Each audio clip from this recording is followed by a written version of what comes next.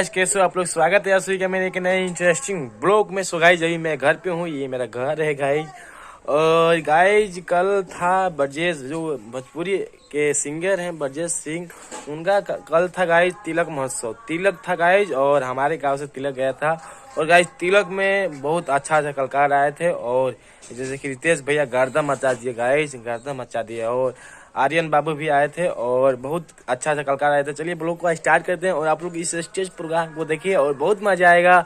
और आप लोग कंटिन्यू ब्लॉग में बने रहेगा, और चैनल को सब्सक्राइब कर लीजिएगा। ऐसे ही ब्लॉग देखने के मिलेगा, लाइफ स्टाइल, स्टेज शो, भोजपुरी इंडस्ट्री सबके से मिलाऊंगा मैं। तो आप लोग चैनल को सब्सक्राइब कर लीजिएगा। चलिए ब्लॉग का स्टार्ट करते हैं। और स्टेज शो, और आर्यन बाबू, नीलकमल, विजय चौहान, शिल्पीराज सब आए थे। चलिए ब्लॉग को स्टार्ट करते हैं। ऐसे पारी पारी के ब्लॉग डालूंगा सब, तो आप लोग कंटिन्यू ब्लॉग में बने रहेगा, और चैनल को जरूर सब्सक्राइब कर लीजिएगा। चलिए ब्लॉग को स्टार्ट करते हैं इससे।